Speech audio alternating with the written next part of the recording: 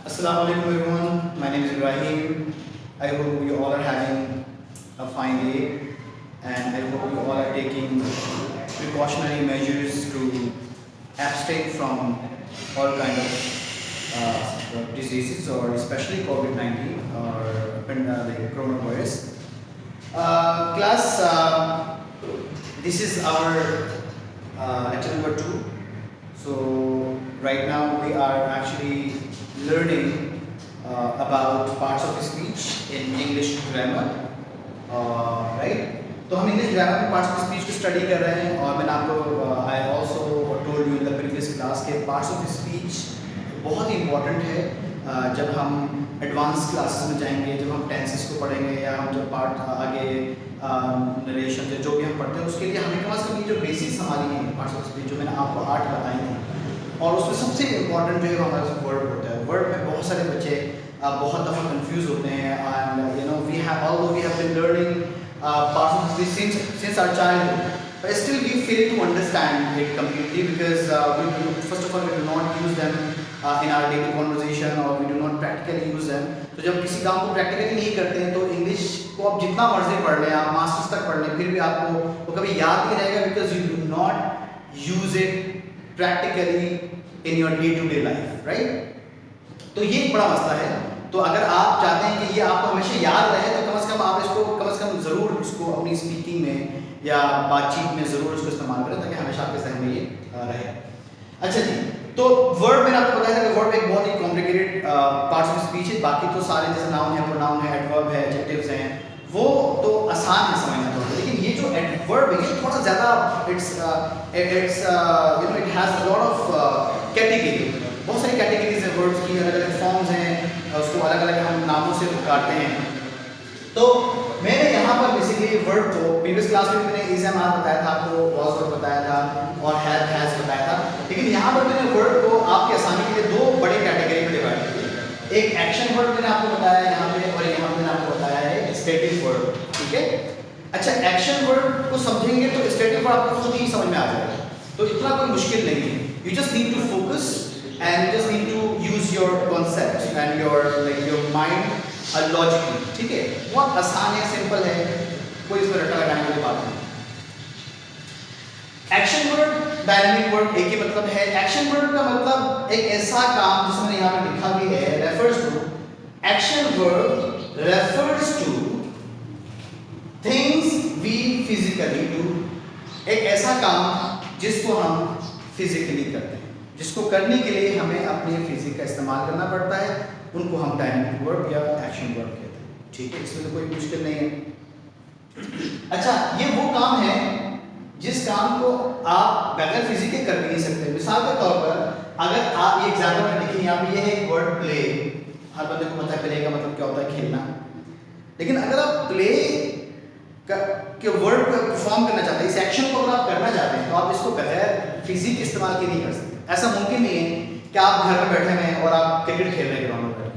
You have to be physically there, you have to play it physically by you know with a bat, ठीक है? आपको एक bat से खेलना है तो आपको फिजिकली, या फुटबॉल खेलना है तो आपको फिजिकली भागना है।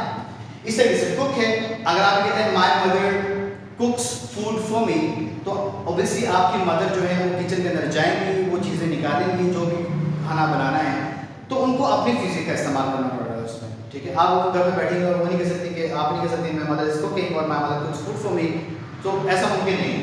फिर आप रन है, अब आप घर में आप किसी जगह बैठे रहते हैं, मैं भाग रहा हूँ, मैं भागता हूँ, ये भी मुमकिन नहीं है।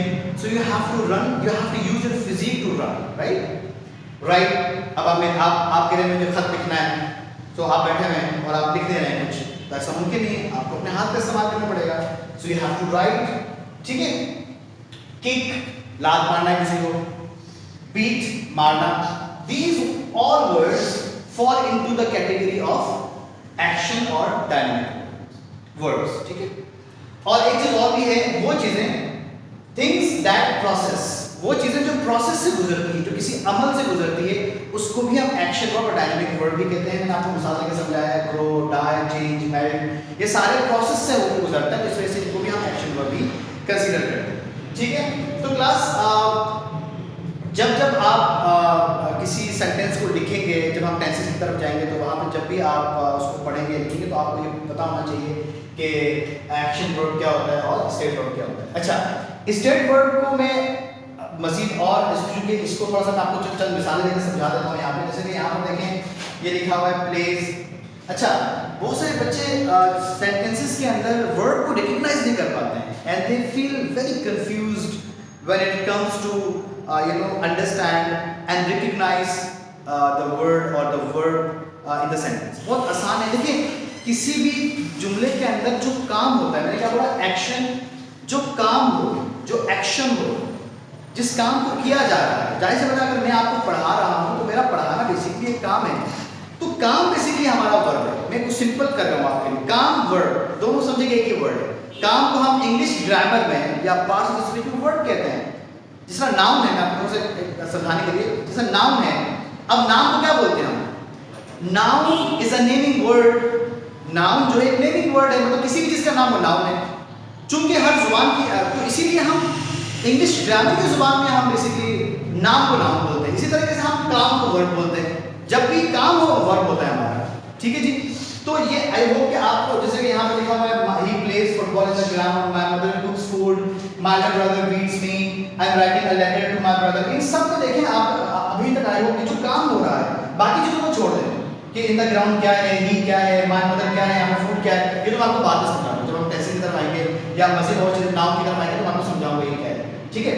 क्योंकि इसमें बहुत से नाउन भी हैं, इसमें सब्जेक्ट भी हैं और इसमें बहुत सारी और चीजें भी हैं, तो मैं आपको वन बाय वन लेके चलूंगा।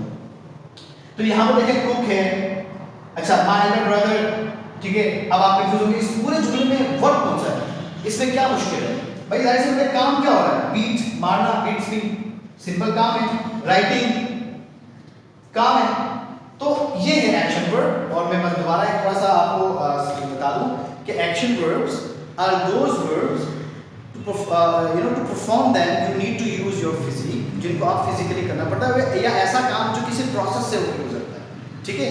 तो उसे हम जो है जैसे लर्निंग है, लर्न एक प्रोसेस का नाम है, तो हम कहते हैं I am learning English these days, ठीक है, आजकल इंग्लिश सीख रहा हूँ। तो लर्न है।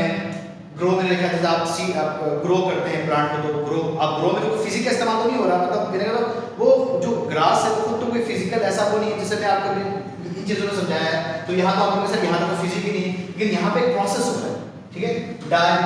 चेंज होना एक प्रोसेस का नाम है, एक अमल का नाम है। मेल्ट होना भी एक अमल का नाम है, ठीक है। आयरन इज मेल्टिंग, ठीक है, या आइस इज मेल्टिंग, ठीक है।